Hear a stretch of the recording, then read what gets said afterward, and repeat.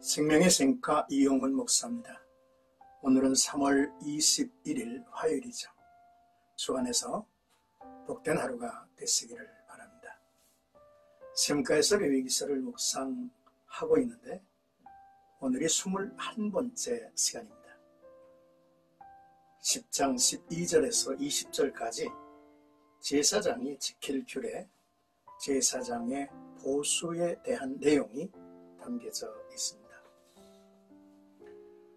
하나님께서는 레위기의 5가지 제사, 즉 번제, 소제, 화목제, 속죄제, 속건제 제물들의 일부를 제사장의 목으로 주시고 거룩한 장소에서 먹게 하셨죠.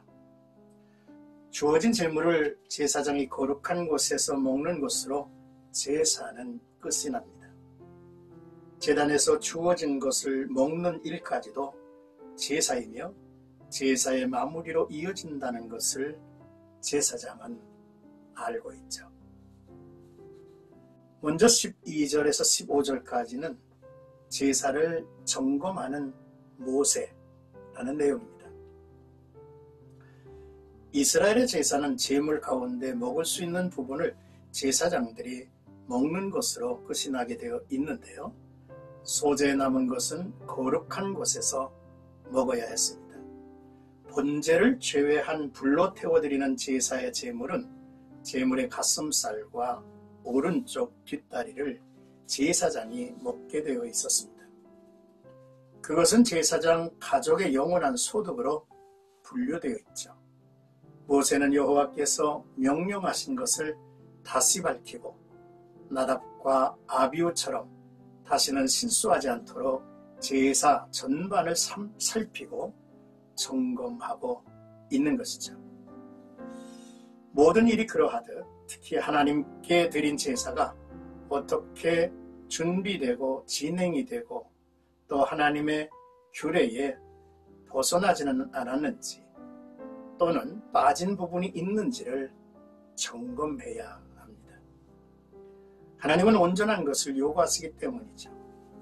성공적인 제사, 성공적인 예배는 빈틈없이 준비하는 일과 또 철저히 진행하는 일과 그리고 마무리를 잘함으로 그 예배는, 그 제사는 성공적으로 마쳐질 것입니다. 이제 16절에서 18절까지는 속죄제 제물을 불태운 제사장이라는 내용인데요. 속죄 제물의 처리는 번제와는 달랐습니다. 6장 25절을 보면 속죄 제물은 여호와 앞 번제물을 잡는 곳에서 잡아야 하고 죄를 위하여 제사 드리는 제사장이 그것을 먹도록 했습니다. 그러나 피를 가지고 회막에 들어가 성소에서 속죄하게 한 속죄 제물은 먹지 못하도록 규정했습니다.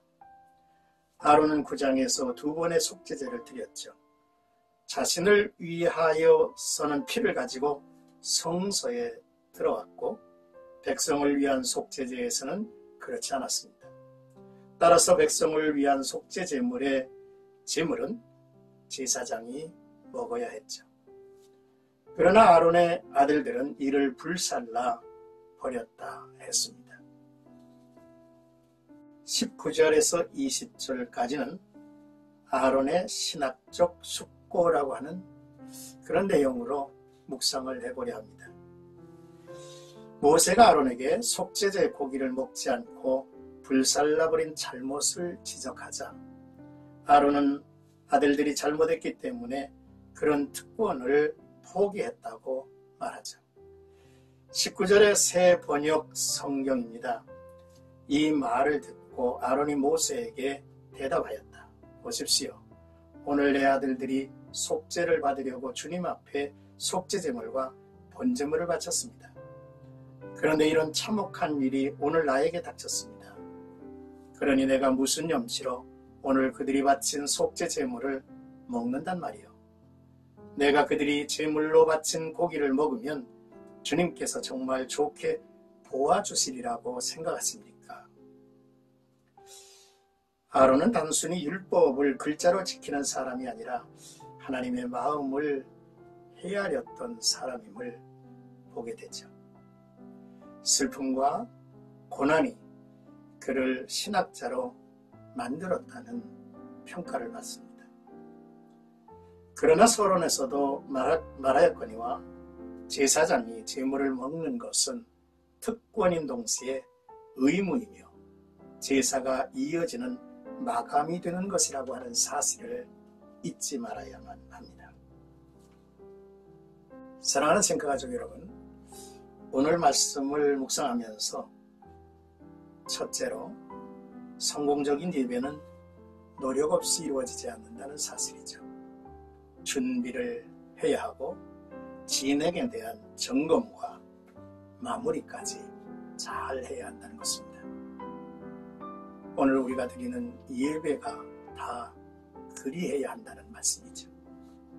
둘째, 제사장이 거룩한 곳에서 자기에게 주어진 목을 먹음으로 제사를 끝내는 것처럼 오늘 주의 종들이 교회에서 공급하는 것으로 먹고 사는 그 현장이 예배의 연결된 현장이며 마감임을 알아야 되겠다는 것이죠. 셋째, 아론은 자기의 감정에 정직했고 겸손했습니다.